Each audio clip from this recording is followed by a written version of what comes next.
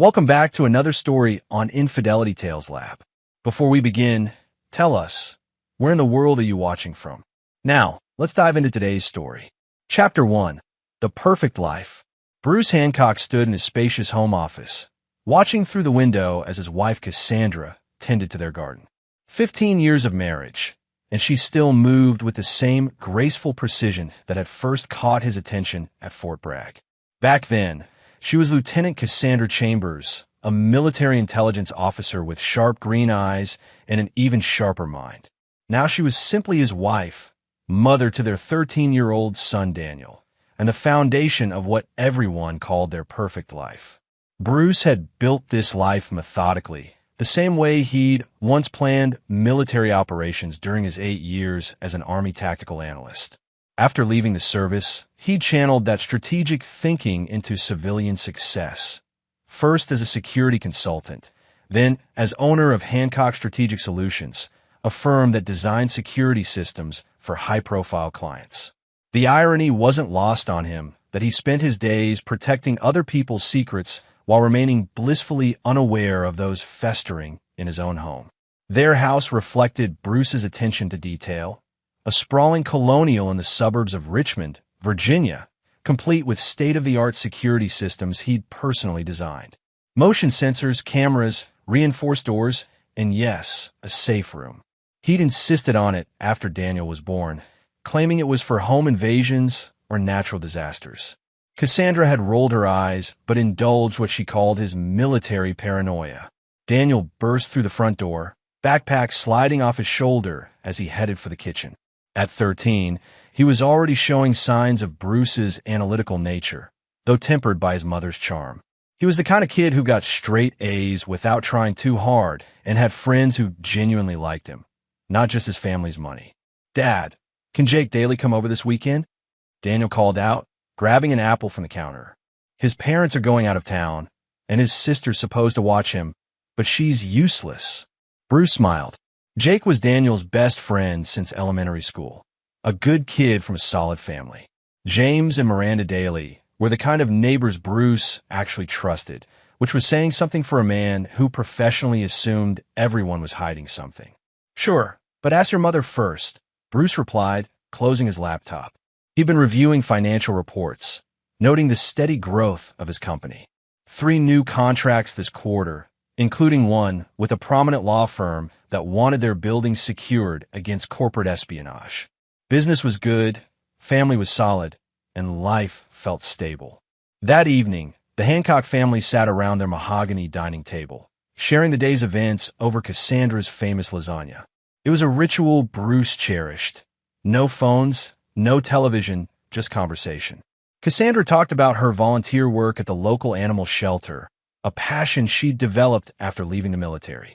Daniel regaled them with stories from school, including a detailed account of how his science teacher, Mr. Gregory Conway, had made chemistry actually cool with some explosive demonstration. "Mr. Conway sounds like quite the teacher," Bruce observed, noting how Daniel's eyes lit up when talking about the man. "He's awesome," Daniel gushed. "He was in the Army too, like you and Mom. Says he was an explosives expert or something before he started teaching." Cassandra smiled, but Bruce caught something in her expression, a flicker of something he couldn't quite identify. In his line of work, he learned to read micro-expressions, and that split-second look bothered him more than he cared to admit. After dinner, while Daniel worked on homework and Cassandra cleaned up, Bruce retreated to his office to review security footage from a client's building. It was routine work, but it kept his skills sharp. As he scrolled through hours of mundane hallway cameras, his mind wandered to that look on Cassandra's face. In 15 years of marriage, he'd become an expert on his wife's expressions, and something about her reaction to Conway's name felt off. Later that night, as they prepared for bed, Bruce mentioned the teacher again. "This Conway fellow seems to have made quite an impression on Daniel." Cassandra was brushing her teeth, and in the mirror, Bruce watched her shoulders tense slightly. "Yes, well, Daniel's always been good at science. It's nice to have a teacher who challenges him. Have you met him? At parent-teacher conferences?" Briefly, she spat out toothpaste and rinsed. "He seems professional." The pause was minimal, but Bruce caught it. In his world, pauses meant secrets, and secrets meant problems. He filed the information away, the same way he'd once cataloged enemy movement patterns. Probably nothing, but Bruce Hancock hadn't survived 8 years of military intelligence by ignoring his instincts. As Cassandra slipped into bed beside him, Bruce stared at the ceiling, mind racing despite his exhaustion. Tomorrow, he decided he'd do a little research on Gregory Conway. After all, it never hurt to know more about the people influencing his son. Chapter 2. Cracks in the Foundation. Bruce's investigation into Gregory Conway began the next morning with a simple Google search that yielded frustratingly little information. Public records showed Conway was 38, divorced, no children, and had indeed served in the Army as an explosive ordnance disposal specialist before transitioning to education 5 years ago. He'd been teaching at Daniel School for 2 years, maintained a clean record, and by all accounts was well-liked by students and faculty. But Bruce's military training had taught him that the most dangerous enemies were often the most ordinary-seeming ones. He spent his lunch break conducting a more thorough background check, using resources available through his security consulting business. Conway's military record was exemplary. 2 tours in Afghanistan, multiple commendations, honorable discharge. His divorce had been finalized 3 years ago, citing irreconcilable differences with no indication of infidelity or abuse. Still, something nagged at Bruce. Maybe it was the way Cassandra had said Conway seemed professional, or the slight hesitation before she answered. His wife was many things, but she'd never been a good liar, at least not to him. That evening, Bruce arrived home early to find Cassandra on a phone call in the kitchen. She was speaking quietly, almost whispering, and immediately ended the call when she saw him. "Who was that?" he asked casually, loosening his tie. "Oh, just the animal shelter. We're planning a fundraiser for next month."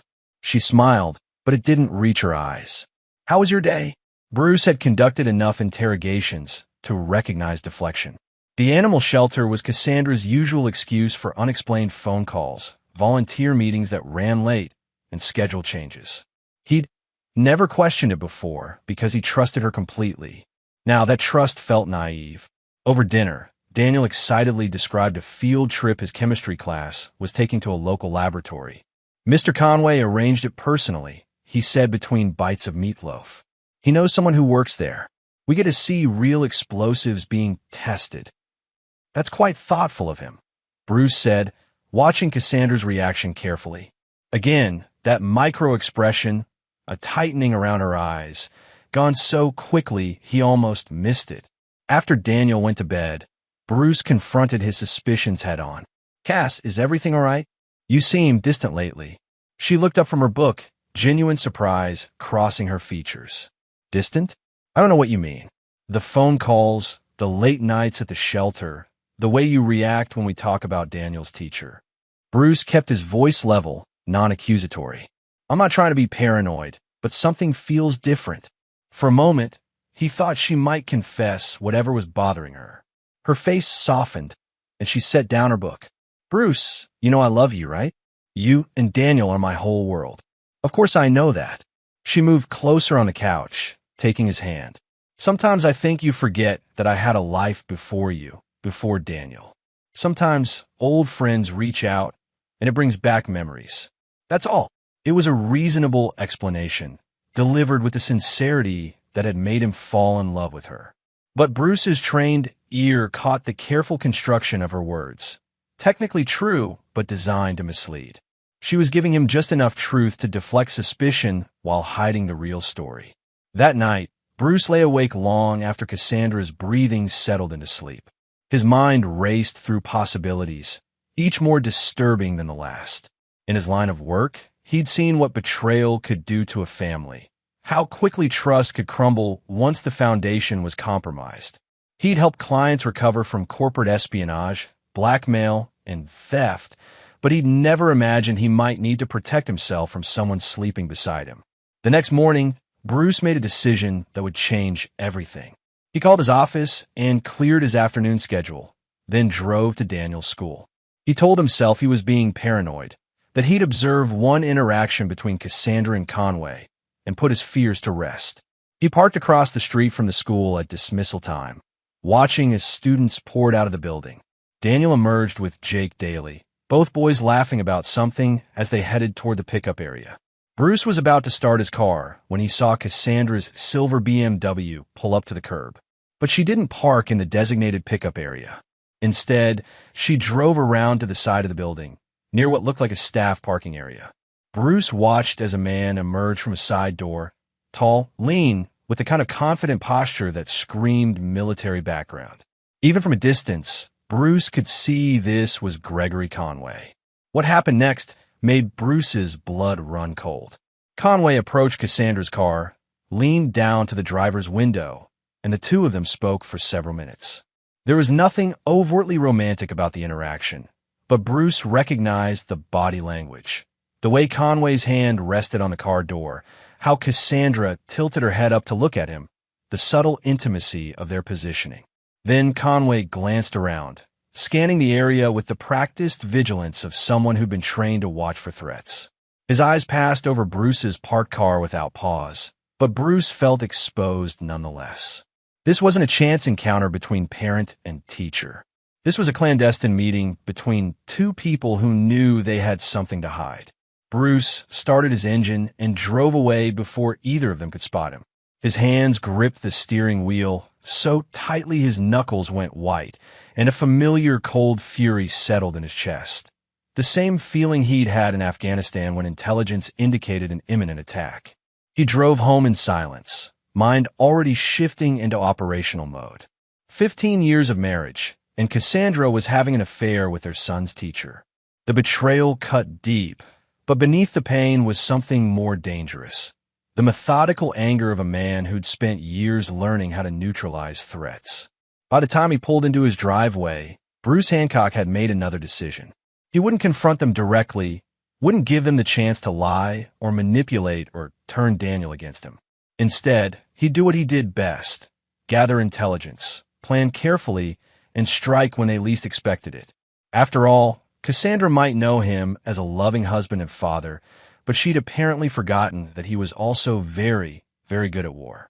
Chapter 3. The Art of War. Bruce spent the next 2 weeks conducting surveillance with the precision of a military operation. He installed tracking software on Cassandra's phone while she showered, placed microscopic GPS devices in her car, and began monitoring their joint credit card statements for anomalous charges. What he discovered painted a picture of betrayal that ran deeper than he'd imagined. The affair had been going on for at least 6 months. Text messages recovered from Cassandra's phone revealed intimate conversations between her and Gregory Conway, filled with promises of a future together and complaints about the complications of their current situations.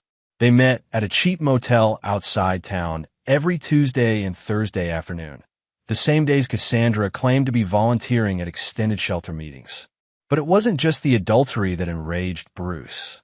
Reading through their messages, he discovered that Cassandra had been sharing intimate details about their marriage, their finances, and worst of all, about Daniel. She told Conway about Bruce's military background, his security business, and even about the safe room in their house.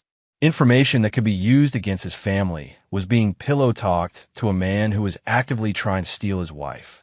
The final straw came when Bruce discovered Conway's true intentions.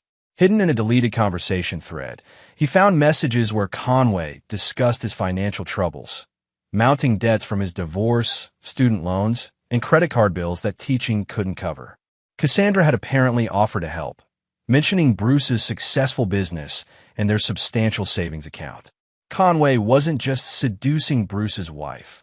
He was positioning himself to financially benefit from the destruction of their marriage. The man was a predator, using his position as Daniel's teacher to get close to the family, exploiting their son's admiration to gain access to his mother. Bruce's rage crystallized into something colder and more dangerous than simple anger. This wasn't just about his marriage anymore. This was about protecting his son from a manipulative sociopath who'd infiltrated their lives. He began planning his revenge with the same methodical approach he'd once used to plan military operations. The first step was reconnaissance, understanding his enemy's routines, weaknesses, and fears. Conway lived alone in a modest apartment, drove an aging Honda, and seemed to have few close relationships outside of his school colleagues. More importantly, his explosive ordnance background made him paranoid about certain things: car bombs, package explosives, and sudden loud noises. Cassandra's weaknesses were more personal. Despite her military training, she'd grown comfortable in civilian life, letting her guard down in ways that would have been unthinkable during her service years. She trusted their home security system implicitly because Bruce had designed it, never considering that he could use it against her. The second step was psychological warfare. Bruce began making subtle changes to their daily routines, designed to increase stress and paranoia without being obvious.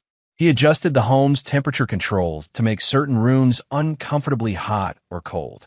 He programmed lights to flicker occasionally, just enough to be noticed but not enough to seem broken. He moved small items, Cassandra's coffee mug, her favorite pen, her reading glasses, creating a sense of unease without an obvious cause. Meanwhile, he started dropping comments about infidelity in casual conversation. Stories about clients whose marriages had ended badly, news articles about adultery, observations about how you never really know someone. Nothing direct, nothing accusatory, but enough to plant seeds of guilt and fear. The psychological pressure began taking its toll. Cassandra became increasingly nervous, jumping at unexpected sounds and checking her phone obsessively. She started having trouble sleeping, which Bruce knew because he monitored their bedroom with motion sensors he'd secretly installed. Conway, too, showed signs of stress. Bruce had begun following him occasionally, always staying far enough back to avoid detection, but close enough to be felt as a presence. He knew from experience that trained soldiers could sense when they were being watched, and Conway's military background made him susceptible to this kind of psychological pressure. After 3 weeks of careful preparation, Bruce was ready to implement the most crucial phase of his plan. He spent an entire weekend alone while Cassandra took Daniel to visit her parents, using the time to modify their home security system in ways that would give him complete control over their environment. He installed additional cameras in hidden locations, programmed new sequences into the lighting and temperature controls, and most importantly, modified the safe room he'd built years earlier. What had once been designed for protection would now serve a very different purpose. On Sunday evening, as Cassandra and Daniel returned from their trip, Bruce greeted them with genuine warmth. To his wife, he probably seemed like his normal self, perhaps even more affectionate than usual.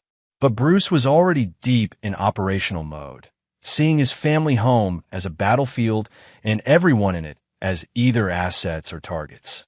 "How was the drive back?" he asked, hugging Daniel and kissing Cassandra's cheek.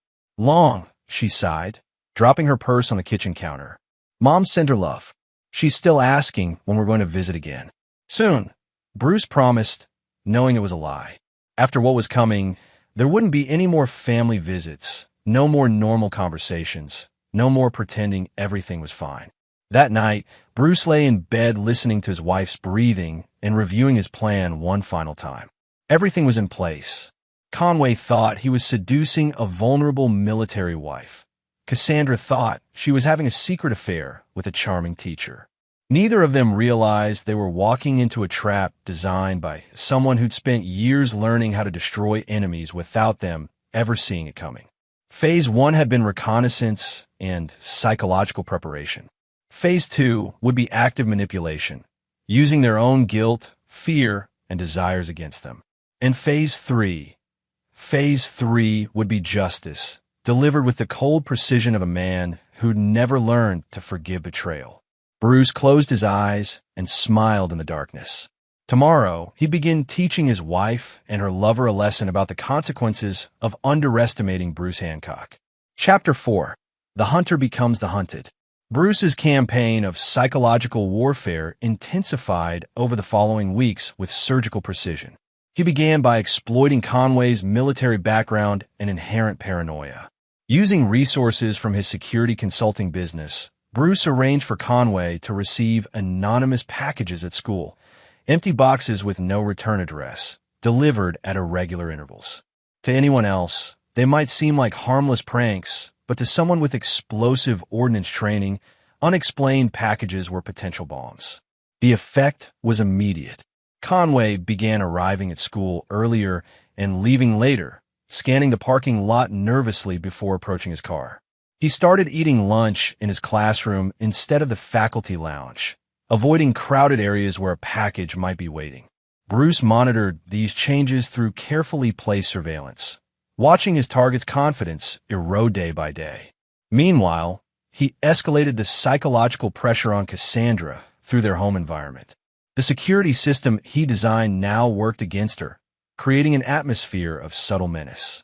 Motion sensors triggered false alarms in empty rooms. Door locks engaged and disengaged randomly throughout the night. The temperature fluctuated wildly, making certain areas of the house uncomfortable at unpredictable times.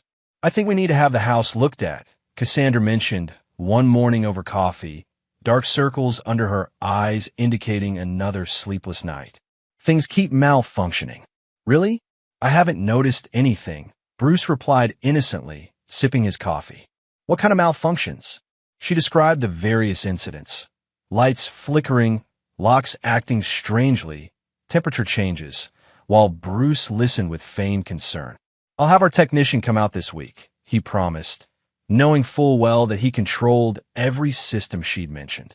The real masterstroke came when Bruce discovered that Conway had a younger sister, Sue Cooley, who lived in North Carolina with her husband and 2 young children. Public records showed she was a social worker with no criminal background, an innocent woman whose only crime was being related to the man trying to destroy Bruce's family. Bruce didn't plan to hurt Sue, but he could certainly use her to increase Conway's paranoia. He began sending anonymous letters to Conway's apartment, typed messages that mentioned details about Sue's family that only careful surveillance could have revealed: her children's names, her husband's workplace, their home address. The letters contained no threats, just demonstrated knowledge, which was often more terrifying than explicit danger. "I know about Sue," read one letter. "I know where she works. I know where your nephew goes to school." The psychological effect was devastating. Conway, already on edge from the mysterious packages at work, now believed someone was targeting his entire family. He began making frantic phone calls to his sister, urging her to be careful, to watch for strangers, to consider taking a vacation.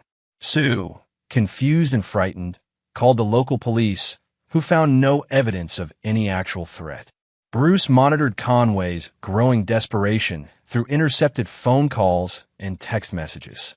The man was unraveling, jumping at shadows, constantly looking over his shoulder. His work performance began to suffer as paranoia consumed his daily life. But Bruce's most devastating weapon was still to come. After weeks of careful preparation, he was ready to turn Conway and Cassandra against each other.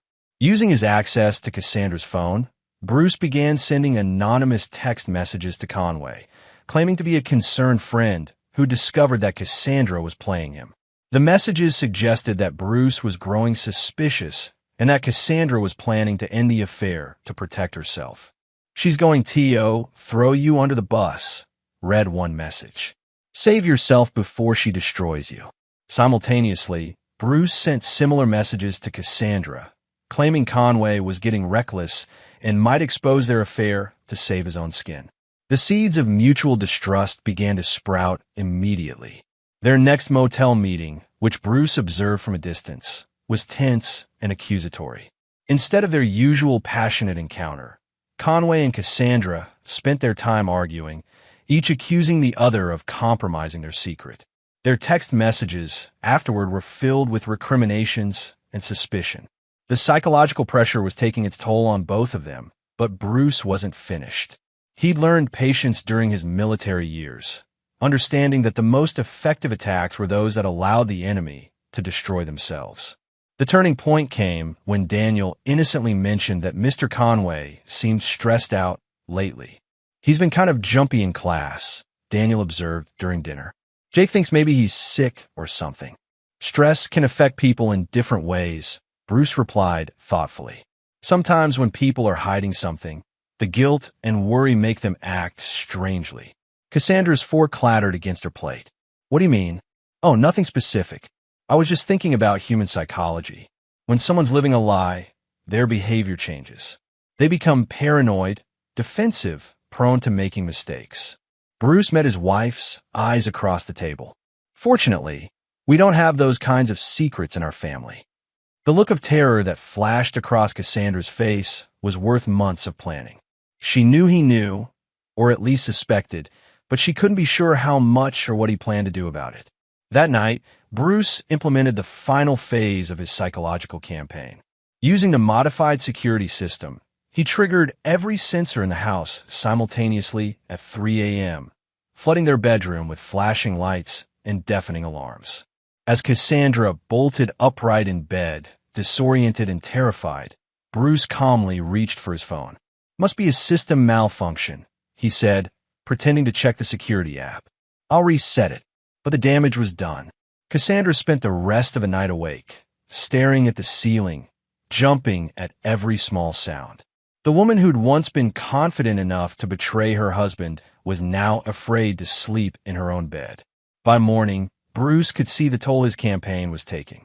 Both Cassandra and Conway were exhausted, paranoid, and turning against each other. They were exactly where he wanted them, isolated, desperate, and completely unprepared for what was coming next. Because the psychological warfare had only been the appetizer. The main course was still to come. Chapter 5. The Perfect Storm. Bruce's opportunity came sooner than expected, delivered by Daniel's innocent enthusiasm for his upcoming chemistry field trip. The boy had been talking about it for weeks. A visit to a research laboratory where Mr. Conway's former military colleague worked, complete with demonstrations of controlled explosions and chemical reactions. "It's going to be so cool, Dad," Daniel said, practically bouncing in his chair during breakfast. "Mr. Conway says we'll get to see how they test explosive materials safely. Maybe I'll be a bomb expert like him when I grow up." Over his coffee cup, Bruce watched Cassandra's face tighten with worry. She'd been increasingly anxious about Daniel's admiration for Conway, probably fearing what might happen if their affair was discovered, and her son learned his hero was the man who destroyed their family. "That does sound educational," Bruce replied carefully. "When is this field trip again?" "Next Friday. We leave right after school and won't be back until evening." Daniel grabbed his backpack, already late for his ride with Jake Daly. "Oh, and Mr. Conway said parent chaperones can come if they want. Mom, you should totally come with us." The color drained from Cassandra's face. I'm not sure I can get the day off from the shelter." "That's too bad," Bruce said mildly. "I'd love to meet this Mr. Conway properly. Maybe I should volunteer to chaperone instead." The panic in Cassandra's eyes was unmistakable. The thought of Bruce and Conway in the same space, especially somewhere involving explosives, clearly terrified her. "No," she said quickly, then forced a smile. I'm sure I can rearrange my schedule." It sounds like a wonderful opportunity for Daniel. After Daniel left for school, Bruce made his move. "Actually, Cass, I've been thinking we should both chaperone. Make it a family outing." "Bruce, that's not necessary. I insist." His tone was pleasant but firm. "Daniel's growing up so fast, and I want to be more involved in his school activities. Plus, I'm curious about these explosive demonstrations." "Professional interest, you understand." Cassandra agreed with obvious reluctance, but Bruce could see her mind racing, probably trying to figure out how to warn Conway without seeming suspicious. What she didn't realize was that Bruce had already considered this possibility and had plans in motion to handle it. That afternoon, Bruce called the school and spoke with the principal, identifying himself as a parent interested in chaperoning the field trip. During the conversation, he casually mentioned his military background and security expertise, suggesting he might be helpful in a facility dealing with explosive materials. "Oh, Mr. Conway did mention he was hoping to get another military veteran as a chaperone," the principal replied.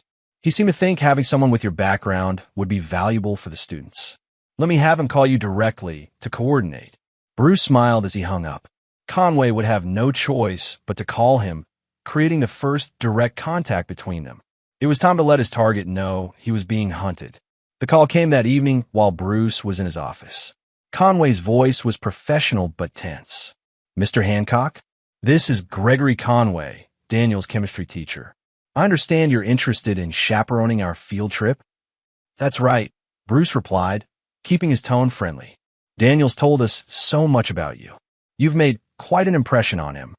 He's a bright kid, really talented." There was a pause. "I have to ask, did the principal mention that we'll be working around explosive materials? Given your security background, I wanted to make sure you're comfortable with that." Bruce leaned back in his chair, recognizing the probing question. Conway was trying to assess his knowledge and comfort level with dangerous situations.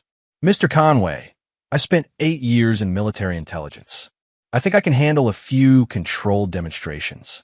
Another pause, longer this time. "Of course. I just like to be thorough about safety." "I appreciate that. Safety is paramount when you're dealing with explosives." Bruce let that hang in the air for a moment. "I'm looking forward to meeting you properly. Daniel has such respect for you, and Cassandra speaks of you often." The sharp intake of breath on the other end was barely audible, but Bruce caught it. Conway was now wondering exactly what Cassandra had told her husband about him. "Well, we'll see you Friday morning then," Conway said, his voice slightly strained. "Wouldn't miss it," Bruce replied, then added casually, "Oh, and Mr. Conway, I hope you've been feeling all right lately. Daniel mentioned you seemed stressed." "Nothing serious, I hope." "No, just busy with lesson planning. You know how it is."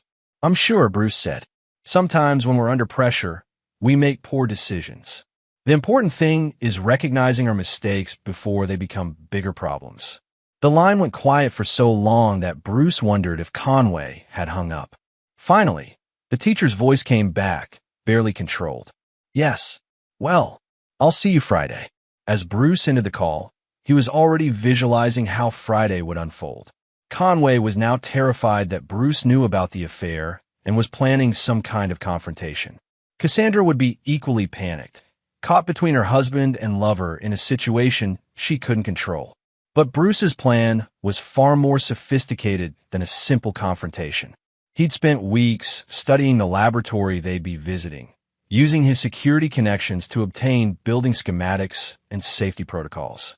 What he discovered had given him an idea that was both elegant and devastating. The research facility had a specialized safe room designed for containing explosive accidents, thick concrete walls, reinforced steel door, and a separate ventilation system. It was meant to protect the rest of the building if something went wrong during testing. Bruce had realized that such a room would be perfect for a different kind of containment. Somewhere isolated, soundproof, and escape-proof. Somewhere he could have a private conversation with his wife and her lover without any interruptions. He spent the rest of the week making final preparations, including some special modifications to items he'd be bringing on the field trip. By Friday morning, everything was in place for the culmination of his carefully orchestrated campaign. As he kissed Cassandra goodbye before they left for the school, Bruce whispered in her ear, "I love you, darling. No matter what happens today, remember that everything I do is to protect our family." The terror in her eyes told him she understood exactly what he meant. Chapter 6. Into the Lion's Den. The field trip began innocently enough. Bruce arrived at the school to find a small group of students and parents gathering around a yellow school bus, their excited chatter filling the morning air. Daniel was practically vibrating with enthusiasm, explaining to anyone who'd listen about the explosive demonstrations they'd be seeing. Conway appeared more composed than Bruce had expected, greeting parents with professional courtesy and reviewing safety protocols with his usual attention to detail. But Bruce caught the tension in the man's shoulders, the way his eyes kept scanning the group as if looking for threats. "Mr. Hancock," Conway said when they were introduced, extending his hand with forced confidence. "Daniel's father. I've heard so much about you." "All good things, I hope," Bruce replied, shaking hands perhaps a moment longer than necessary. Conway's grip was firm but slightly damp with perspiration. "Cassandra's told me quite a bit about you as well." Cassandra, standing nearby with the other parents, went pale at the exchange. She'd been quiet all morning, claiming a headache, But Bruce knew her real discomfort came from being trapped between the two men with nowhere to run. The drive to the laboratory took 40 minutes, during which Bruce sat near the front of the bus, occasionally chatting with other parents while keeping Conway in his peripheral vision. The teacher spent most of the trip reviewing safety procedures with the students, but Bruce noticed how his voice carried a slight tremor whenever Daniel asked questions about explosive materials. The Meridian Research Laboratory was an impressive facility, a sprawling complex of modern buildings surrounded by high-security fences and warning signs about hazardous materials. Dr. Patricia Ellis, Conway's former colleague, met them at the visitors center with the kind of enthusiasm that suggested she didn't get many opportunities to show off her work to interested audiences. "Welcome to Meridian," she announced to the group. "Today you'll see how we safely test explosive materials for military and civilian applications. Mr. Conway has assured me you're all mature enough to handle this responsibility." The tour began in a classroom where Dr. Ellis explained the science behind controlled explosions, showing slides and videos of various tests. The students were fascinated, asking intelligent questions that made it clear Conway was indeed an excellent teacher. Under different circumstances, Bruce might have genuinely liked the man. As they moved through the facility, Bruce noted the security cameras, emergency exits, and safety protocols with professional interest. But his real attention was on the building's layout, particularly the location of the specialized containment room Dr. Ellis mentioned during her safety briefing. "In the unlikely event of an accident," she explained, "we have a blast-resistant safe room designed to contain any explosive mishaps. It's built to military specifications. Reinforced concrete walls, steel-lined doors, independent air supply. Nothing gets in or out unless we want it to." Bruce caught Cassandra's eye and saw his own dark thoughts reflected in her expression. She was beginning to understand that he'd brought them here for a reason. The demonstration took place in a controlled testing chamber where Dr. Ellis and Conway showed the students how small amounts of explosive material could be safely detonated and analyzed. Daniel was enthralled, asking technical questions that impressed even the professional researchers. As the group prepared to move to the next section of the tour, Bruce made his move. He approached Dr. Ellis with a concerned expression. "Excuse me, doctor. I'm wondering if I could have a private word with you about some security concerns." "Security concerns?" Bruce lowered his voice, glancing meaningfully at the other parents and students. "I run a security consulting firm, and I've noticed some potential vulnerabilities in your perimeter systems. Nothing urgent, but perhaps we could discuss it privately? I'd hate for anything to compromise such important work." Dr. Ellis looked intrigued and slightly worried. As a researcher dealing with explosive materials, security was always a concern. "Of course. Let me have my assistant continue the tour while we talk." "Perfect." Bruce turned to the group with an apologetic smile. "Dr. Ellis and I need to discuss some technical matters. Why don't you continue with the tour? We'll catch up shortly." Conway looked suspicious, but couldn't object without seeming unprofessional. Cassandra started to say something, but Bruce cut her off with a meaningful look. "Actually, Mr. Conway, perhaps you and Cassandra could join us," Bruce suggested. "Given your military background, your perspective on security matters would be valuable. And Cassandra's intelligence experience might be helpful too." Conway's face went white. The suggestion was reasonable on the surface, but the way Bruce had phrased it, emphasizing their military backgrounds while separating them from the group, clearly had sinister implications. "I should stay with the students," Conway protested weakly. "Nonsense," Dr. Ellis interjected. "My assistant can handle the group for a few minutes. Your expertise would indeed be valuable." Bruce smiled. "Excellent. Why don't we use that secure room you mentioned? We wouldn't want to be overheard discussing security vulnerabilities." The trap was closing, and there was nothing Conway or Cassandra could do to escape it without creating a scene that would endanger their reputations and Daniel's safety. They followed Dr. Ellis and Bruce down a corridor toward the containment room, each step taking them further from help and deeper into Bruce's carefully constructed web. As they approached the reinforced door of the safe room, Bruce felt the familiar calm that had always settled over him before military operations. Everything was proceeding exactly as planned. His enemies were walking willingly into the perfect killing ground, isolated, soundproof, and escape-proof. Dr. Ellis input her security code, and the massive door swung open, revealing a room that looked more like a bunker than a laboratory. Thick concrete walls, no windows, a single entrance, and air circulation systems that could be controlled from the outside. "After you," Bruce said pleasantly, gesturing for Conway and Cassandra to enter first. As they stepped across the threshold, he knew there was no turning back. The next few minutes would determine whether Bruce Hancock was the kind of man who could forgive betrayal or the kind who made his enemies pay for their mistakes in blood. The door closed behind them with a soft but final click. Chapter 7. Truth and Consequences. My wife shoved me and our son into the hidden safe room. "Stay here. Don't make a sound," she hissed before locking the heavy door. We huddled in the dark for hours. My son found something scratched into the concrete wall. I lit my phone to read it. It was my wife's handwriting. "If you are reading this," IT said, "I'm not sorry for what is going to happen to you." But that moment was still hours away.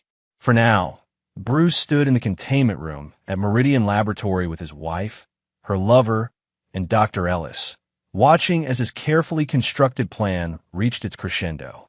"So, Mr. Hancock," Dr. Ellis began, pulling out a tablet to take notes, "what specific security vulnerabilities did you notice?" Bruce smiled coldly as he reached into his jacket pocket. "Actually, Doctor, I'm afraid I haven't been entirely honest with you." Instead of pointing out security flaws, Bruce withdrew a small device that looked like a garage door opener. Dr. Ellis's confusion was evident, but Conway recognized it immediately, his military training screaming warnings about improvised explosive devices. "Bruce, what are you doing?" Cassandra whispered, instinctively stepping closer to Conway. "I'm solving a problem," Bruce replied calmly. He held up the device. "This is a signal jammer, military grade. As of right now, no radio frequencies can get in or out of this room. Your cell phones won't work, your emergency beacons are useless, and the door control system has been temporarily disabled." Dr. Ellis reached for her phone, confirming Bruce's words as she found no signal. "I don't understand. What's going on here?" "Dr. Ellis, I apologize for involving you in this, but I needed a controlled environment for a very important conversation." Bruce's voice remained conversational, but his eyes were ice cold. "You see, my wife Cassandra and Mr. Conway have been having an affair for the past 6 months.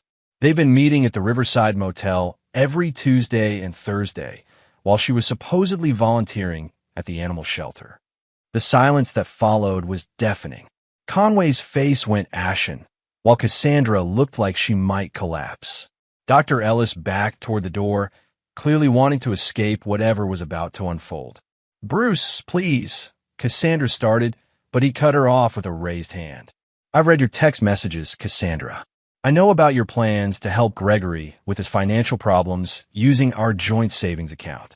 I know you've shared intimate details about our marriage, our home security, and our son." His voice remained steady, but the fury beneath was unmistakable. "What I want to know is how long you thought you could continue this betrayal before I found out." Conway finally found his voice. "Look, Mr. Hancock, I know how this looks, but what, Gregory?" Bruce interrupted. "But you thought you could seduce my wife, manipulate my son's admiration for you, and eventually destroy my family without consequences?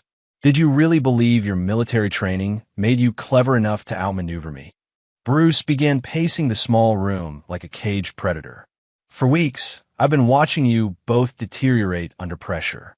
The mysterious packages, the anonymous messages, the psychological campaign designed to make you paranoid and turn against each other.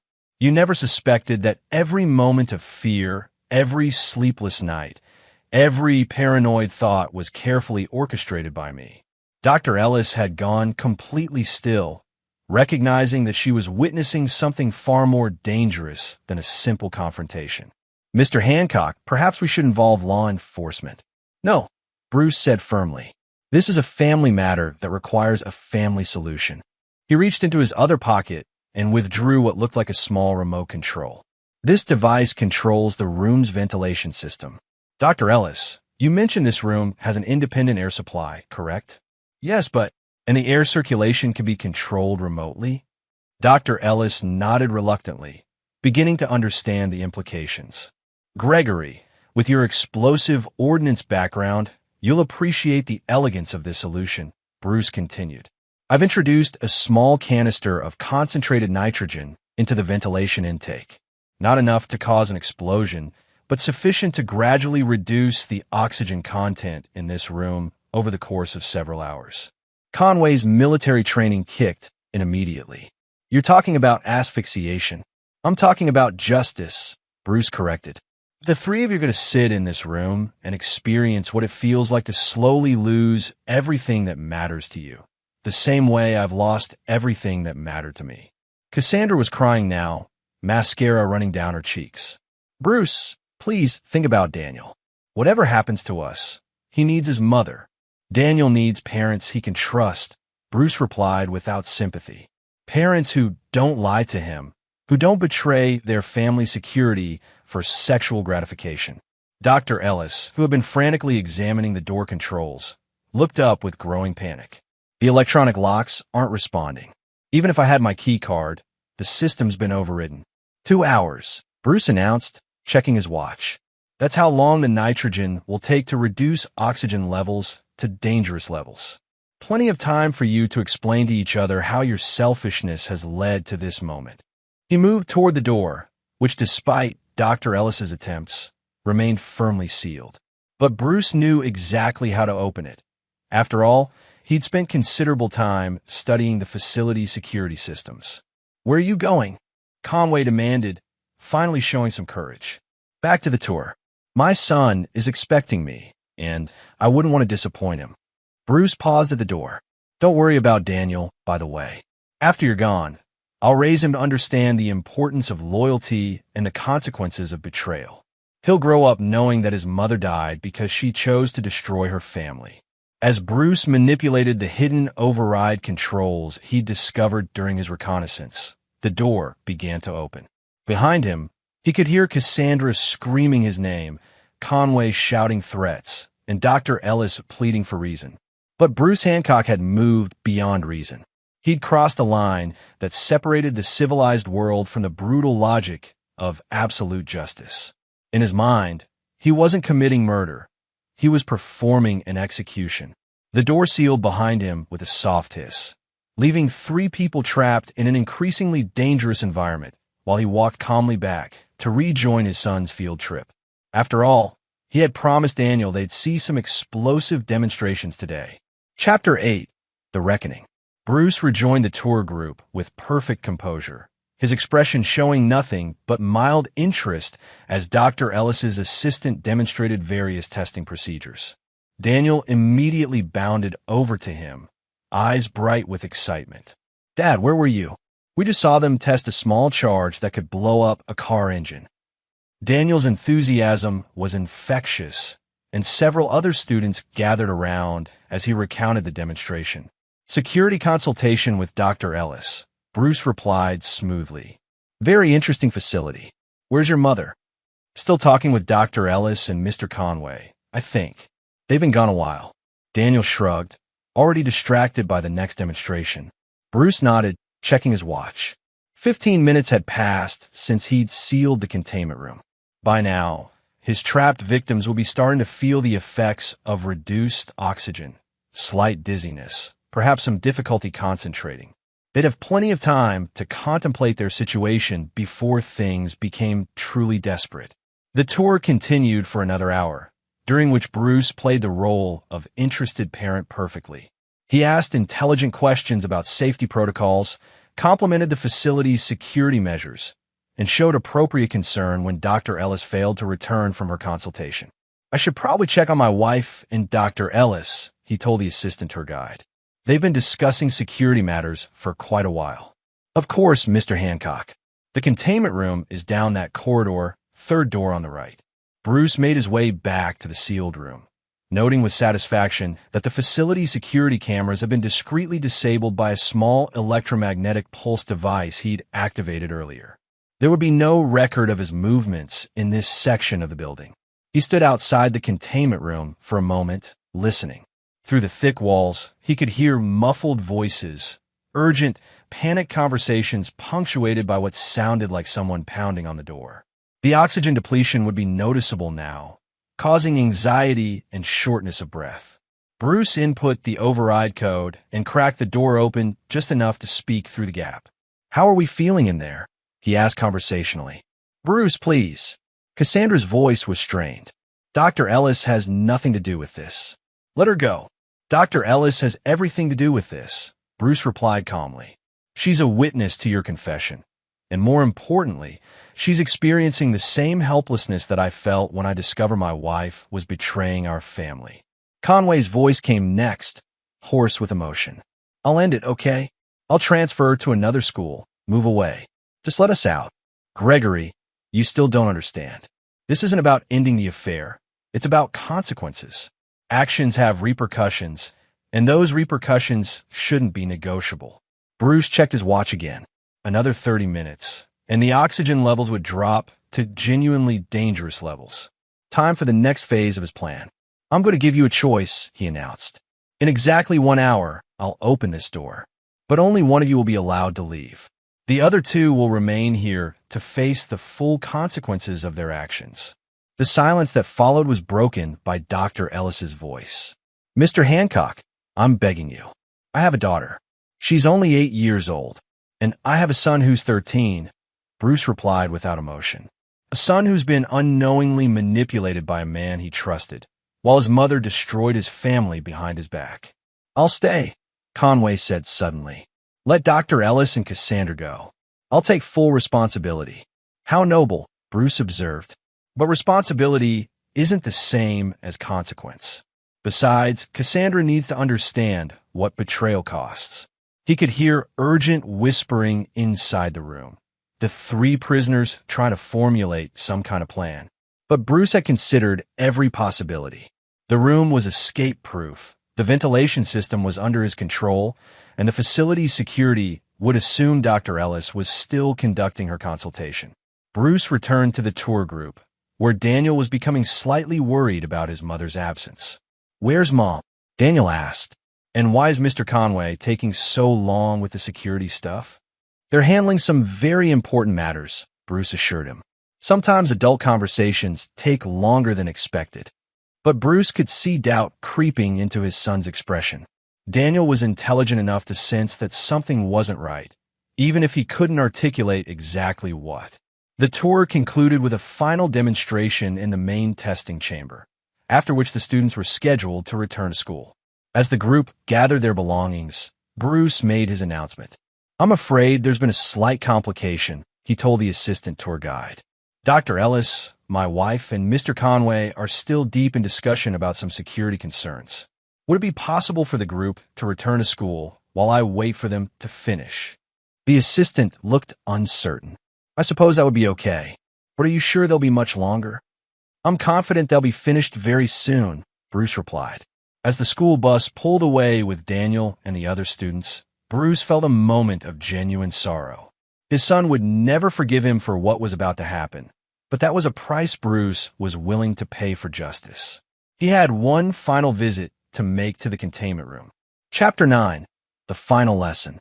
Bruce waited until the facility was nearly empty, just a skeleton crew of evening security guards who rarely ventured into the research wings. The isolation was perfect for what came next. When he opened the containment room door, the scene inside was exactly what he'd expected. Cassandra was slumped against one wall, her breathing labored and shallow. Conway sat beside Dr. Ellis, who appeared to be unconscious. The reduced oxygen had taken its toll over the past 2 hours. "Time's up," Bruce announced, stepping into the room with a small oxygen tank he'd retrieved from an emergency supply closet. Conway looked up with glassy eyes. "Please, Dr. Ellis, she needs medical attention."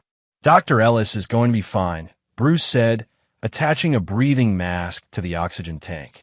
"But first, we're going to have a conversation about consequences." He administered oxygen to Dr. Ellis first, watching as her color improved and her breathing stabilized.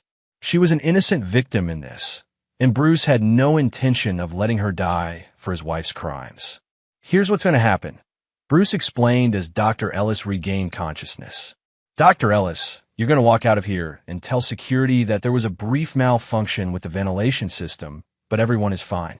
You're going to forget everything you've heard in this room, because discussing it would endanger your career and your daughter's future. Dr. Ellis nodded frantically, understanding that her survival depended on her silence.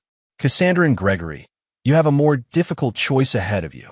Bruce helped Dr. Ellis to her feet and escorted her to the door. Remember, Doctor, for your daughter's sake, this conversation never happened. After Dr. Ellis left, Bruce sealed the door again and turned back to his wife and her lover. The oxygen tank would keep them conscious for the conversation he had planned. 15 years, Cassandra, he began quietly. 15 years of marriage, and you threw it away for what? A younger man with financial problems? The thrill of sneaking around behind your husband's back. Cassandra was crying again, but Bruce felt no sympathy. I gave you everything. A home, a family, security, love, and you decided none of that was enough. Bruce, please. No more pleading. He cut her off. It's time for truth. Tell me exactly how long this affair has been going on, and don't leave out any details. Over the next hour, Bruce extracted a full confession from both of them. The affair had started 8 months ago when Conway arrived at the school. Cassandra had been the aggressor initially, drawn to his military background and the excitement of forbidden romance. Conway had been vulnerable after his divorce, struggling financially, and Cassandra had offered both emotional and material support. They'd planned to wait until Daniel graduated before asking for a divorce, splitting Bruce's assets and starting a new life together. In their twisted logic, they convinced themselves they were being considerate by waiting. You were going to steal half of everything I built while making me think I was a loving husband and father, Bruce summarized. And Gregory, you were going to use your position as Daniel's teacher to manipulate my son into accepting you as a stepfather. It wasn't like that, Conway protested weakly. It was exactly like that, Bruce replied. You both calculated that I was weak enough, trusting enough, and stupid enough to be used and discarded when it suited your purposes. Bruce stood up and moved toward the ventilation controls. You were wrong about one thing, though. I'm not weak, and I don't forgive betrayal. What are you going to do? Cassandra whispered. I'm going to teach you the same lesson I learned in Afghanistan, Bruce replied. Sometimes the only way to stop an enemy is to destroy them completely. He began adjusting the ventilation system, but instead of introducing more nitrogen, he started pumping pure oxygen into the room. High oxygen concentration, he explained clinically. Extremely flammable. One spark, and this room becomes an incinerator. Conway, drawing on his explosive ordnance training, understood immediately. You're insane. I'm thorough, Bruce corrected. There's a small incendiary device attached to the ventilation system, set to activate in exactly 10 minutes. Enough time for me to reach my car and establish an alibi. But Bruce wasn't finished. This was where his planning reached its masterful culmination. However, I'm going to give you one final choice. Cassandra, there's an emergency override switch near the door. You can activate it and save Gregory's life, but doing so will trigger a different system, one that seals you in here permanently while he escapes. Cassandra looked at the switch, then at Conway, then back at Bruce. And if I don't activate it, then you both die together, just like you planned to live together. Bruce moved toward the door. Choose wisely, Cassandra. You have 9 minutes to decide whether your love is strong enough to die for, or if you're willing to kill the man you claim to love in order to save yourself. He sealed the door behind him and walked calmly toward the facility's exit. Behind him, he could hear muffled screaming and pounding, but the soundproof room contained all evidence of the final drama playing out inside. Bruce reached his car just as the first explosion echoed through the research complex. He sat in the driver's seat for a moment, watching emergency vehicles race toward the building, their sirens cutting through the evening air. His phone buzzed with a text message from Daniel. Dad, when are you and Mom coming home? I'm getting worried. Bruce started his engine and pulled out of the parking lot. By the time he reached home, the news would report a tragic accident at Meridian Laboratory, a malfunction in the containment room's ventilation system that led to an explosion. 2 casualties, both identified as victims of being in the wrong place at the wrong time. Daniel would grieve for his mother and his favorite teacher, never knowing that his father had orchestrated their deaths. Bruce would play the role of devastated widower, raising his son with the hard-learned wisdom that betrayal always has consequences. As he drove through the darkening suburbs toward home, Bruce Hancock felt the cold satisfaction of a mission completed. He discovered the enemy, planned their destruction, and executed justice with surgical precision. Some people might call it murder. Bruce called it war. And in war, there were no second chances for traitors. His phone rang, Daniel calling to check on him.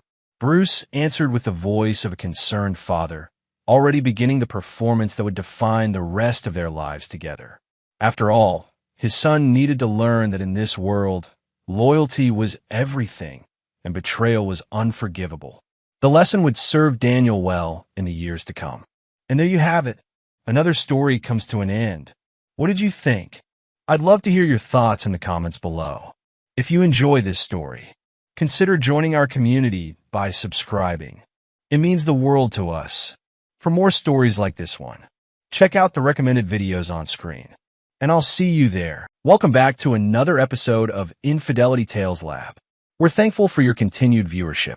Before we begin, tell us, where in the world are you watching from? We love knowing our global reach. Now, let's dive into today's story. Chapter 1. The Foundation. Tom Mitchell had built his life on 3 principles: loyalty, hard work, and family. At 42, he owned Mitchell Construction, a mid-sized company that had weathered 3 recessions through sheer determination and quality craftsmanship. His calloused hands told the story of a man who'd started swinging hammers at 16 and never stopped building. The house on Maple Street was his crown jewel, a custom-built colonial he'd constructed for his family 12 years ago. Every beam, every joint, every detail reflected his perfectionist nature. It was here that he'd raised his son, Tyler, now 6 years old, with his grandfather's mischievous green eyes and his father's stubborn streak. Tom's wife, Bridget, had been the town's real estate queen when they met 15 years ago. Stunning, ambitious, and sharp as a blade, she closed more deals than any agent in the county. Her blonde hair and practiced smile could sell ice to Eskimos. But lately, that smile seemed reserved for everyone except her husband. Tyler burst through the front door that Tuesday afternoon, his backpack flying behind him like a cape. Dad! Grandpa Frank says we can build a real tree house this weekend. Tom's father, Frank Mitchell, followed behind with the measured pace of a 70-year-old carpenter who'd taught his son everything about building. The boy's been pestering me for weeks about that old oak in your backyard. Figure it's time to teach him proper woodworking. Bridget looked up from her phone, where she'd been typing furiously for the past hour. A treehouse? In our backyard? Tom, that tree is visible from the kitchen window. I don't want some amateur construction project ruining the view. It won't be amateur, Frank said quietly, his weathered face hardening. I've been building things since before you were born, girl. I didn't mean, Bridget started, but Tom cut her off. It'll be perfect, Bridge. Dad and Tyler need a project together, and Tyler's been asking for months. That weekend, 3 generations of Mitchell men worked side by side. Frank showed Tyler how to measure twice and cut once, while Tom handled the heavier construction. They built a masterpiece, not some cobbled-together clubhouse, but a proper structure with real windows, a shingled roof, and a rope ladder that Tyler had insisted on. This is the best day ever, Tyler announced from his new perch, 15 feet up in the ancient oak. Tom smiled, watching his father ruffle Tyler's hair. These moments were what mattered. Not Bridget's increasingly late nights at client meetings, not her sudden interest in yoga classes that seemed to run well past 9 p.m., and definitely not the way she'd been guarding her phone like state secrets. But that night, as they sat on the back porch admiring their work, Bridget remained silent. Her jaw was set in that particular way that meant trouble was brewing. Chapter 2. The Destruction. Tom woke to the sound of chainsaws. The digital clock glowed 7:23 a.m., and outside their bedroom window, the mechanical roar of destruction filled the morning air. He stumbled to the window and felt his world tilt sideways. The treehouse, 3 days of careful craftsmanship, his father's expertise, his son's pure joy, lay in pieces around the base of the oak tree. 2 men in orange vests were methodically cutting the beautiful structure into chunks, while a third loaded the debris into a truck. What the hell? Tom grabbed his jeans and ran downstairs, but Bridget was already in the kitchen, fully dressed and holding a steaming coffee mug like she'd been up for hours. Tyler stood at the sliding glass door in his pajamas, tears streaming down his face. "Dad, they're breaking my treehouse." Tom burst through the door. Hey, stop cutting." The man with the chainsaw shut it off and pulled back his safety mask. "Sorry, sir. We got our orders from the lady of the house." "Safety violation," she said, blocking sight lines to the property. "I'm the owner of this property," Tom said, his voice deadly quiet. "Who hired you?" "Like I said, the lady. I hired them." Bridget had followed him outside, her chin lifted defiantly. "It was unsafe and blocked our view. I made the call." Tom stared at his wife, trying to process what he was hearing. "You destroyed our son's treehouse while we were sleeping. Tyler will get over it. And your father's little project was blocking the kitchen window. Do you know how that affects property value?" Tyler's sobs grew louder. Frank appeared at the back gate, having heard the commotion from his apartment above Tom's workshop. "What in God's name?" Frank surveyed the destruction, his face going white, then red. "Bridget, you had no right." "I had every right. This is my house too, and I won't have some ramshackle." "Ramshackle?" Frank's voice was dangerously quiet. "I've been building for 50 years, girl. That treehouse was solid as any structure on this property." "Well, now it's gone," Bridget said flatly. "And Tyler needs to learn that the world doesn't revolve around his little whims." Tom stood frozen, watching his son cry over the splintered remains of 3 perfect days. Something inside him snapped, not into rage, but into crystal clarity. This wasn't about a treehouse. This was about respect, about family, about the systematic dismantling of everything he'd built. And as he watched Bridget check her phone again, he realized this was probably about much more than he'd been willing to admit. "Get off my property," he told the work crew. "Now." "But we're not finished." "Now." As the trucks pulled away, Tom knelt beside his son. "We'll build another one, buddy. Even better." But Tyler just shook his head.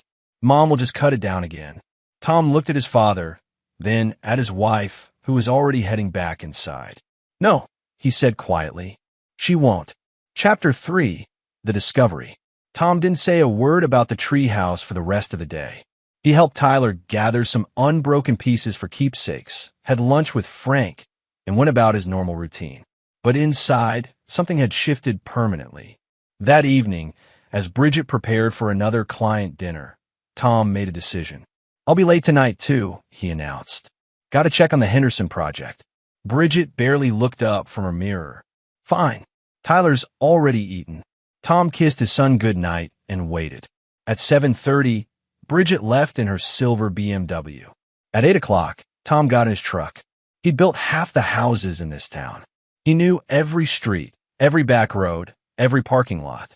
Following Bridget was easier than he'd expected. The Silver Pine restaurant was exactly the kind of upscale place Bridget loved. Dim lighting, expensive wine, and an atmosphere that screamed affair to anyone with eyes. Tom parked across the street and waited. At 8:45, a black Mercedes pulled up.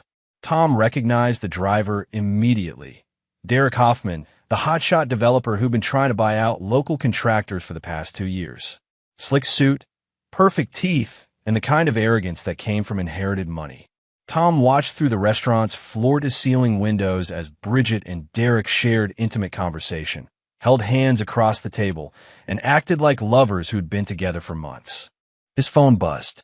A text from Bridget. "Client dinner running late. Don't wait up." Tom sat in his truck for another hour, watching his wife laugh at another man's jokes, touch his face tenderly, and kiss him goodbye in the parking lot. He followed Derek's Mercedes to the Grandview Hotel, the most expensive place in town. He watched them disappear into the elevator together. Tom drove home in silence, his mind working through calculations. Not emotional calculations, those were done. Now he was thinking like the contractor he'd always been, planning, measuring, building something that would last. Tyler was asleep when he got home. Tom stood in his son's doorway for a long time, thinking about tree houses and trust and the kinds of lessons that shaped a man's character. Then he went to his study and began making calls. The first was to Rick Donovan, his lawyer and oldest friend. The second was to Marcus Webb, a private investigator who'd done work for several of Tom's clients during messy divorces. The third was to his brother Danny, who lived 2 towns over and owed Tom more favors than he could count. By midnight, Tom had a plan. It wasn't about getting even, it was about total reconstruction. Demolition first, then building something better from the ground up. Some structures could be repaired. Others needed to be torn down completely. Tom had learned to tell the difference. Chapter 4. The Blueprint. 3 weeks later, Tom's plan was taking shape like the foundation of a skyscraper. Invisible to most, but absolutely crucial to everything that would follow. Derek Hoffman had a problem he didn't know about yet. His development company, Hoffman Estates, had been cutting corners on environmental permits for their latest project, a luxury condo complex on the old Miller farm. Tom had built municipal relationships over 20 years, and a few quiet conversations with the right people had revealed that Derek's permits were based on fraudulent soil tests. Marcus Webb had provided the documentation. Rick Donovan had confirmed that when the violations came to light, Derek would face not just hefty fines, but potential criminal charges for environmental fraud. But Tom wasn't ready to pull that trigger yet. That was his nuclear option. Phase 1 was much more personal. Tom had purchased something very specific from Danny 2 towns over. A complete security system, industrial grade, with cameras smaller than golf balls and recording equipment that could capture conversations from 50 yards away. Friday night, while Bridget was at another client dinner and Tyler was at his friend Jake's sleepover, Tom installed his surveillance network. Not just in his house, he was a contractor, after all. He had legitimate reasons to be on construction sites all over town, including the office building where Derek Hoffman Estates was headquartered. By Sunday evening, Tom had enough audio and video evidence to destroy both their reputations and their careers. But he still wasn't ready. Monday morning brought the first test of his patience. "Tom, we need to talk," Bridget announced over breakfast, her voice carrying that fake concern she used when she wanted something. "About what?" "Tyler's behavior. Ever since that treehouse incident, he's been disrespectful and moody. I think he needs counseling." Tom looked at his son, who was quietly eating cereal and trying to become invisible. Tyler hadn't been moody. He'd been heartbroken and confused. But in Bridget's world, inconvenient emotions were problems to be solved, preferably by someone else. "He's 6 years old, Bridge. His treehouse got destroyed. He's allowed to be upset. He needs to learn that life doesn't always go his way. And frankly, I think your father's influence isn't helping. All that stubborn, old-fashioned nonsense about craftsmanship and tradition." Tom set down his coffee mug very carefully. "What are you suggesting?" "Maybe Frank shouldn't spend so much time with Tyler. At least until Tyler learns to accept disappointment better." The room went dead silent. Tyler's spoon stopped halfway to his mouth. "You want to cut Tyler off from his grandfather," Tom said slowly, "because he was sad that you destroyed something they built together. I want Tyler to develop emotional resilience instead of dwelling on." "Get out." Bridget blinked. "Excuse me. Get out of this kitchen. Get out of my sight before I say something I can't take back." For the first time in months, Bridget looked genuinely surprised. Tom had never spoken to her like that before. He'd always been the peacekeeper, the calm one, the man who found compromise. That man was gone. After Bridget left for work, Tom knelt beside Tyler's chair. "You okay, buddy?" Tyler nodded, but his eyes were too serious for a 6-year-old. "Are you and Mom getting divorced?" The question hit Tom like a sledgehammer. Kids saw everything, understood more than adults wanted to believe. "I don't know yet," Tom said honestly. "But whatever happens, you'll always have me and Grandpa Frank. That will never change. Promise." "Promise." That afternoon, Tom made another call. This one to Judge Patricia Hernandez, an old family friend who'd known Tom since he was Tyler's age. "Patty, I need advice about custody laws." Chapter 5. The Framework. Derek Hoffman was nervous. Tom could tell from the surveillance footage Marcus had pulled from the office building cameras. Derek had been checking his phone obsessively, leaving work early, and having hushed conversations with his business partner about timeline issues on the Miller Farm project. Someone had been asking questions about their permits. Derek didn't know who, but he was smart enough to be worried.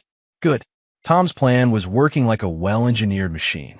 Every piece supported the others, and every move created pressure in exactly the right places. The pressure on Bridget was more subtle, but just as effective. Tom had stopped arguing with her. He'd stopped trying to save their marriage.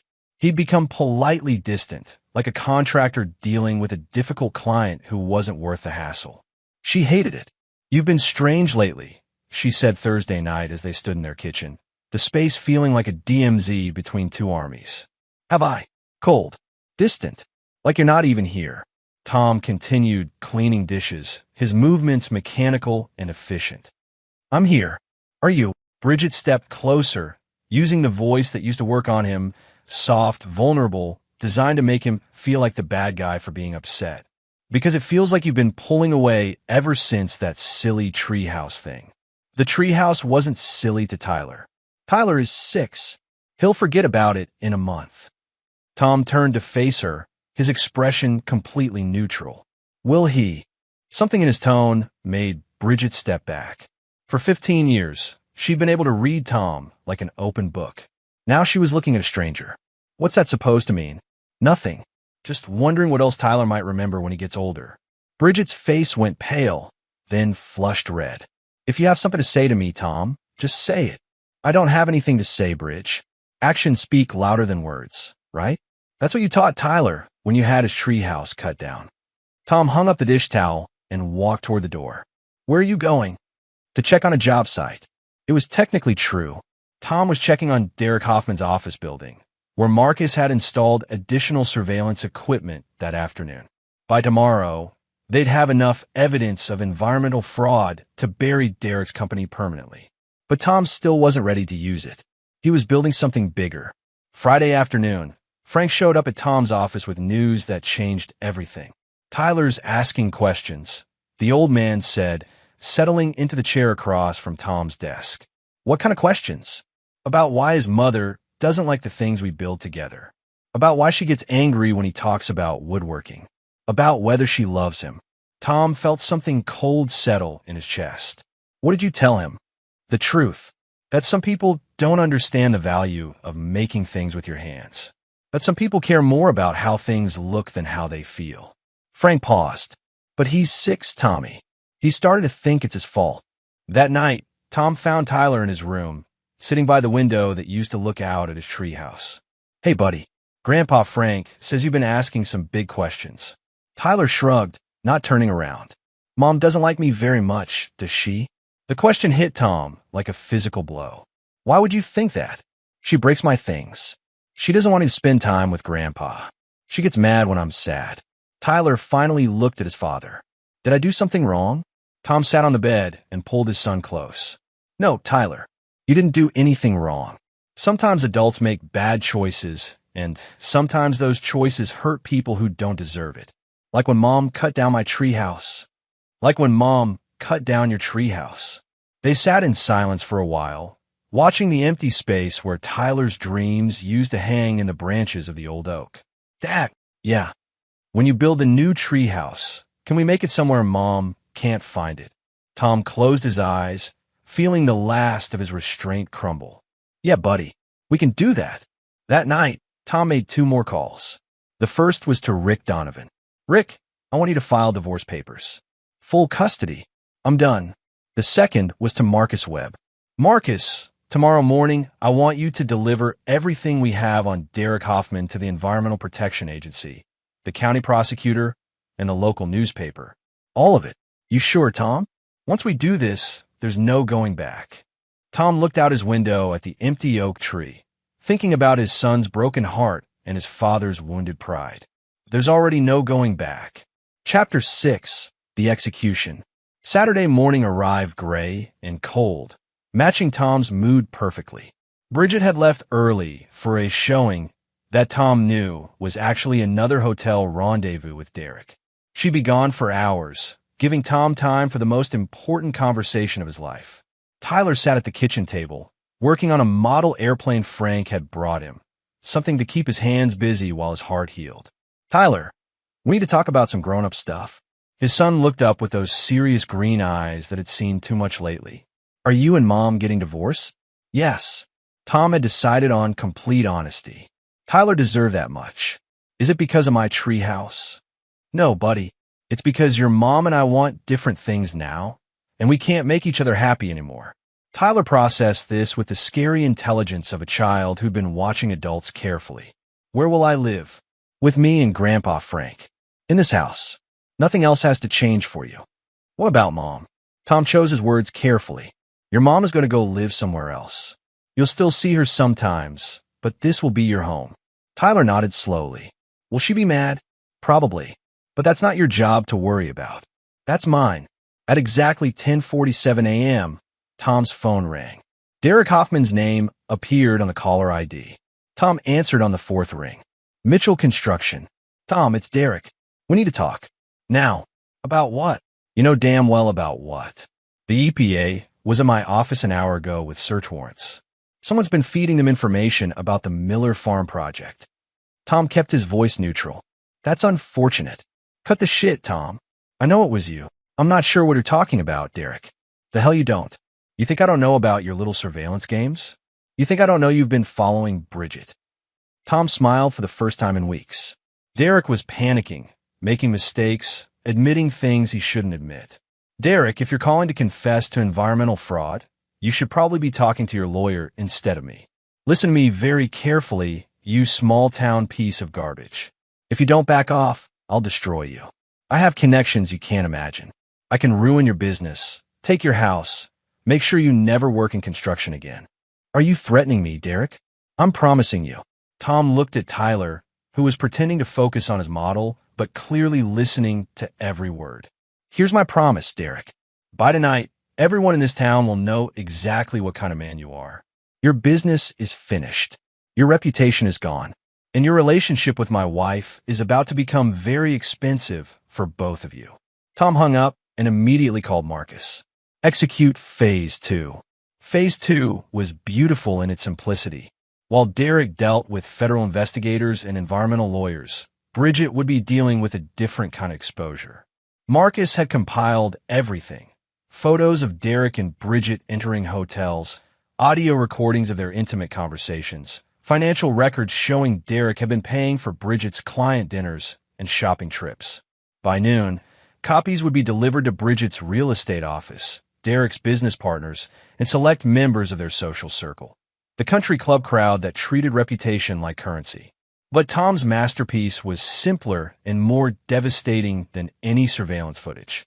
At 1:15 p.m., while Tyler was napping, Tom drove to the cemetery where his mother was buried. He stood at Margaret Mitchell's grave for 20 minutes, talking to her the way he had as a boy when life got complicated. "I'm about to do something you might not approve of, Mom, but I think you'd understand why."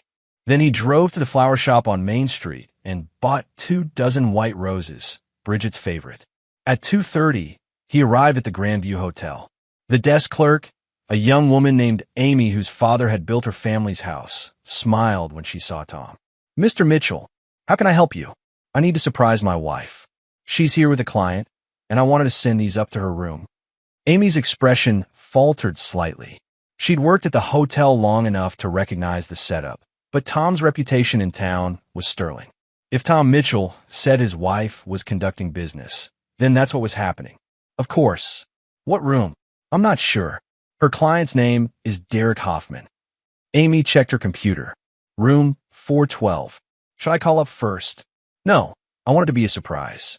Could you take them up yourself?" "Tell her they're from her loving husband." Tom handed Amy a card with the flowers. On it, he'd written, "Thank you for showing me who you really are, Tom." He left the hotel and drove to his father's apartment, where Tyler was now awake and building a new model with Frank. At 3:45, Tom's phone exploded with calls and texts from Bridget. He didn't answer any of them. At 4:20, she came home. Chapter 7. The confrontation. Bridget stormed through the front door like a hurricane, her face flushed with rage and panic. Tom was sitting calmly at the kitchen table, reading blueprints for a new project, while Tyler played in the living room. "How dare you?" she screamed, waving the white roses like weapons. "How dare you humiliate me like that?" Tom looked up from his blueprints with mild interest. "Did you like the flowers? You son of a bitch. You had that little hotel clerk bring these to Derek's room. You made her think." "I made her think what, Bridge? That a husband was sending flowers to his wife." Bridget's mouth opened and closed like a fish. She'd walked directly into the trap, and they both knew it. "You're spying on me. I'm protecting my family." "Your family? You destroyed our marriage." Tom stood slowly, his full 6'2" frame towering over Bridget's petite figure. For the first time in their relationship, he looked genuinely intimidating. "I destroyed our marriage. I cut down Tyler's treehouse. I've been cheating for months. I've been stealing from our joint accounts to pay for hotel rooms with another man." Bridget went white. "You don't know anything about." "I know everything, Bridge. Every hotel, every lie, every dollar you've spent, every conversation you've had, everything." Tom reached into his pocket and placed a USB drive on the table between them. "Photos, audio recordings, financial records, enough evidence to ensure I get full custody and you get nothing in the divorce." Bridget stared at the drive like it was a live grenade. "You can't. Tom, we can work this out. Derek doesn't mean anything to me. It was just..." "Stop." Tom's voice cut through her words like a blade. "Just stop lying. It's over. Tom, please. Think about Tyler. Think about our family." "I am thinking about Tyler. That's why you're leaving." Bridget's desperation shifted to fury. "You think you can just throw me out? This is my house too. I have rights. You had rights. You gave them up when you chose Derek over your family. I'll fight you. I'll take everything you have." Tom smiled, and the expression was colder than anything Bridget had ever seen from him. "You'll try, but here's what's going to happen. You're going to pack your things and leave. Tonight, you're going to sign whatever papers Rick puts in front of you, and you're going to disappear from Tyler's life until you've figured out how to be a decent human being. You can't keep me from my son. Watch me." Tyler appeared in the doorway, drawn by the shouting. He looked small and scared, clutching his model airplane. Tom's expression immediately softened. "Hey, buddy, why don't you go upstairs and play in your room for a while? The grown-ups need to finish talking." Tyler looked at his mother, then back at his father. "Is Mom leaving?" The question hung in the air like smoke from a fire. Bridget knelt down, trying to summon her practiced maternal voice. "Tyler, sweetie, Mommy just needs to go away for a little while, too. Are you coming back?" Tyler interrupted. Bridget opened her mouth, but no words came out. "How do you explain to a 6-year-old that you've chosen a new life that doesn't include him?" Yes, baby. Mommy will come back." Tyler looked at his father. Tom's expression told him everything he needed to know. "No, she won't," Tyler said matter-of-factly. "She doesn't like it here anymore." Then he turned and walked upstairs with the devastating honesty that only children possess. Bridget stared after him, something like regret flickering across her face. "He hates me." "He doesn't hate you," Tom said quietly. "He just understands you better than you think." Bridget was quiet for a long moment. When she spoke again, her voice was smaller, more genuine than it had been in months. "I never meant for it to happen like this." "Yes, you did. You just thought you'd never get caught." She nodded slowly, accepting the truth of it. "What happens now? Now you pack your things and leave. Derek can deal with his environmental fraud charges and explain to his wife why their marriage is over. And Tyler and I will build a new treehouse." "Tom, Don't. Whatever you're about to say, don't. There's nothing left to say." Bridget looked around the kitchen Tom had built in the house Tom had designed, filled with the life they'd created together. "I really did love you once," she whispered. "I know," Tom said. "That's what made this so hard to watch." Chapter 8. The Aftermath. 3 hours later, Bridget was gone. She'd packed 2 suitcases and left behind 15 years of marriage like she was checking out a hotel. Tyler had watched from his bedroom window as she loaded her BMW, and Tom had watched Tyler, memorizing every expression on his son's face. Is she really not coming back? Tyler asked as they stood together in the now-quiet kitchen. Not to live here, no. Good, Tyler said, and the finality in his voice broke Tom's heart and mended it at the same time. Frank appeared at the back door, having seen Bridget's departure from his apartment window. How's the boy? He asked quietly. Stronger than I expected, Tom replied, watching Tyler return to his model airplane with focused determination. Stronger than he should have to be at 6. The next morning brought news that made Tom's revenge complete. Derek Hoffman's company had been shut down by federal authorities. The environmental fraud charges were just the beginning. Investigators had found evidence of tax evasion, permit violations, and safety violations spanning 5 years. Derek was looking at serious prison time. More importantly, Derek's wife had filed for divorce and frozen all their joint assets. The man who'd thought he could steal Tom's family was about to lose everything he'd built. Tom felt no satisfaction from Derek's destruction. It had been necessary, but it was just demolition. The real work was what came next. Monday morning, Tom called a meeting with his foreman, Bobby Martinez, and his office manager, Carol Singh.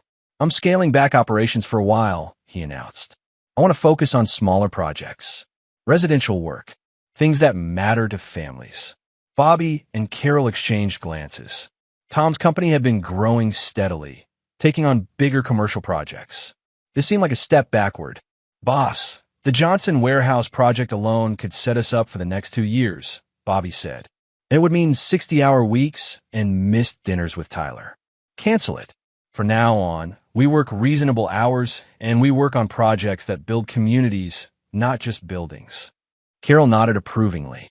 She'd been with Tom for 8 years and had watched him miss too many of Tyler's school events. What about the Miller Farm cleanup? She asked. We'll bid on it. Clean up Derek's mess and turn it into something useful. Maybe a park.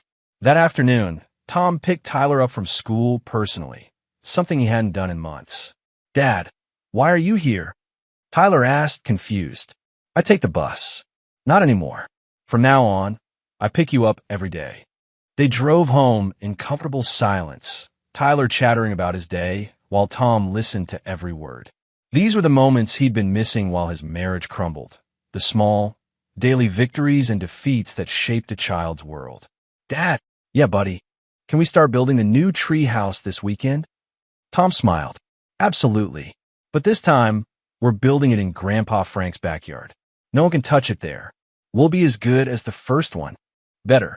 It'll be stronger and it'll last longer, and most importantly, it'll be built by people who understand what it means. That evening, Tom's phone rang. The caller ID showed a number he didn't recognize. Hello. Tom? It's Bridget. Tom's expression hardened. What do you want? I wanted to see how Tyler was doing. Tyler's fine.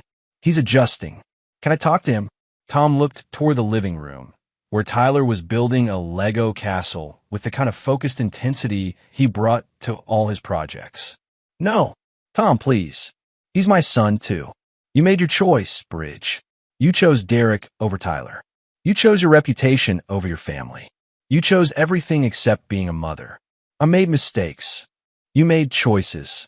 And choices have consequences. I'm staying at my sister's in Portland. I'm going to get counseling. I want to be better. Good for you. But you don't get to use Tyler as motivation for your self-improvement. When you've actually changed, if you actually change, we'll talk about supervised visits. Supervised visits?